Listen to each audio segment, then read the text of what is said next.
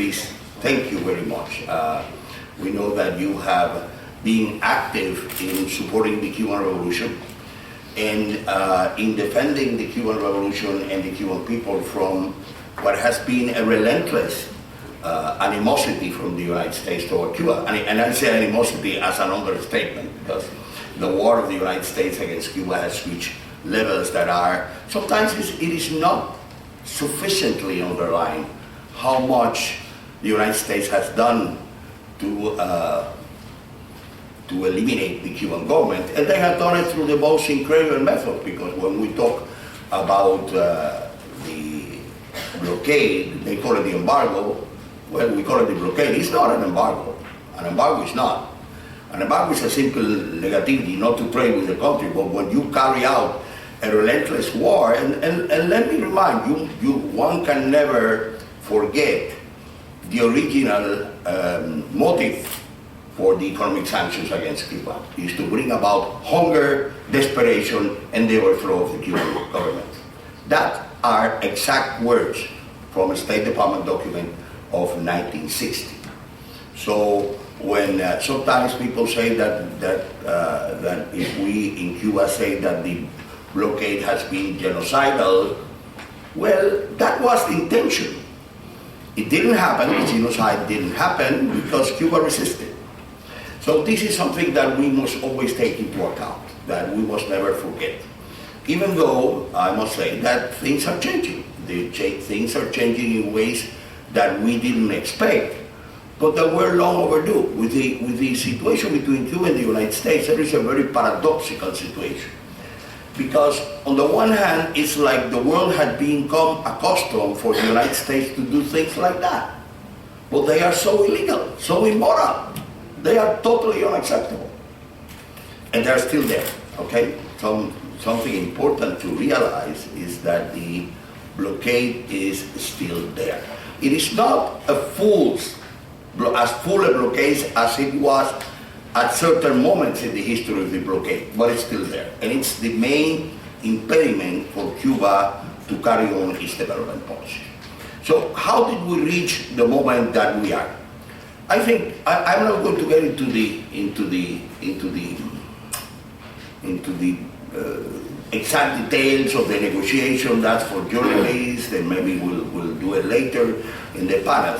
What I want to underline is why did we reach the point? And I think one can say very safely that we reached the moment that we are, one, because of the resistance of the Cuban people and the intelligence of the Cuban leadership that carried us through these difficult times, and secondly, because of the solidarity movement, the worldwide solidarity movement. If these two things hadn't happened, if these two things wouldn't have been present, we wouldn't be at the moment we are, which is a new moment, and it's full of potentialities, but it's also full of dangers.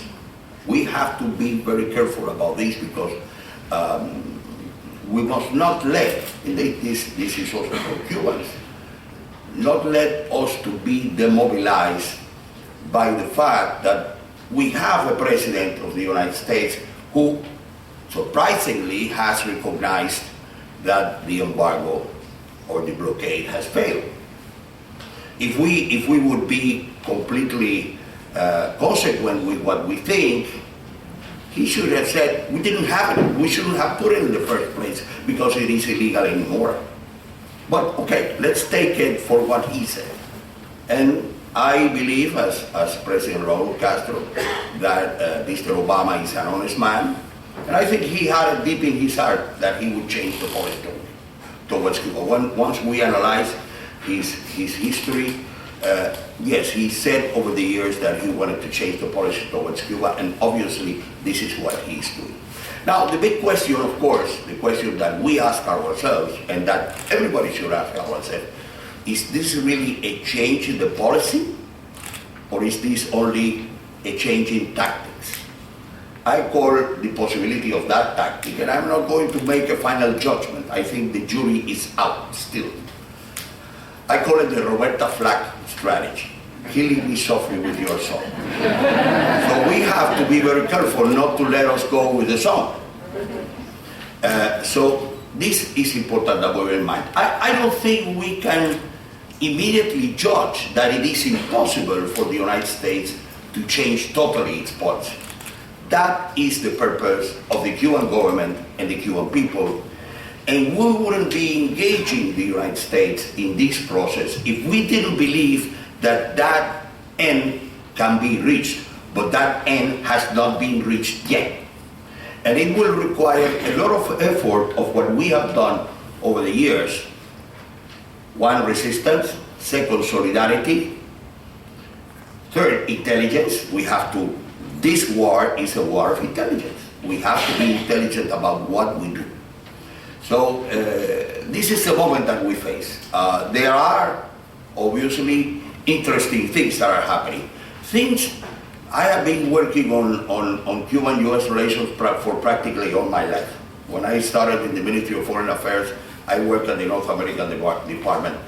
Eventually, when I retired as ambassador, I became a scholar. It was very funny because I tried to change the main purpose of my work towards Europe. Impossible. The United States-Cuba relations stood always there, and people continually called me and said, Carlos, we need you to write a paper. But you know what, in 1999, which coincided with my first visit to the UK, I wrote a paper called Is Normalization of Relations Possible Between Cuba and the United States After 100 Years of Conflict? It's still unpublished. Nobody has wanted to publish it. My basic argument is that if we can reach a moment when the United States will accept certain basic rules in the relation with Cuba, then we can start talking about normalization. That doesn't mean that conflicts are going to disappear, or that the old conflict, and this is very important, there is an old conflict in the history of Cuban-US relations, which is the conflict between the ambition of hegemony of the United States, which has focused on Cuba and on many other countries, and the will for independence and self-determination of the Cuban people. That is an irreconcilable contradiction. But we can handle it. We have demonstrated that by resisting and by intelligently maneuvering, we can make the United States accept realities. And this is important. This is important because, again, we wouldn't be doing what we are doing if we didn't have the conviction that right is in our side. Might be on their side, but right is on our side. And in the long run, right will impose itself on might. So let me to wrap up my presentation here today, and we will be talking the rest of the day. What point we are? What is the point in which we are at this moment? As you all know, there are several very big issues that will require solution before we can talk about normalization. One is the blockade. Two is the combination of different subversive policies that the United States carries against Cuba, the most important of which is Radio and TV Martí, which are two illegal propaganda stations that are being propaganda to Cuba. Three is the compensation for the damages caused to Cuba by the blockade. Fourth is the returning to Cuba of Guantanmao Bay, of the illegally occupied territory of Guantanmao Bay. And fifthly is the repudiation of the Cuban Adjustment Act, which is an act that stimulates the brain drain or the brain stealing in our country. So these are the five big issues. Now, the important thing about these five big issues is that they all depend on unilateral actions by the United States. And I emphasize this because in the Western media, it is always said, well, Cuba has to do something. No. We don't have to do anything. We are not going to make any concession to get those things solved because they are illegal and they are unilateral. So this is something that I think US leaders and persons as intelligent as Mr. Obama and Mr. Kerry, they know it. They know that Cuba cannot be The arms cannot be twisted for us to make something that we don't want to do. And this is very important. So that's why this process is going to be very difficult, very long, unless something big happens. So it is important in that context, not only that we continue doing what we are doing, which is negotiating those issues in which there is obviously a common interest. And yes, I know that sometimes this concept is difficult to understand. I myself ask my students, do you think that the United States has a legitimate interest in something in Cuba? Well, yes. If the United States wants to promote investment, promote trade on equal terms, respecting Cuban sovereignty, that's a legitimate interest. That's not an illegitimate interest. So yes, there are things on which we have to talk and we have to reach deals. Counter narcotics, protection of the environment. We have a common ecosystem. We have common threats from hurricanes. On all these issues, there has been some cooperation and there will continue to be cooperation. The idea behind the Cuban strategy, as I see it, is basically let's advance on everything where we can advance on the basis of mutual respect. That's why President Raúl Castro has said we want a civil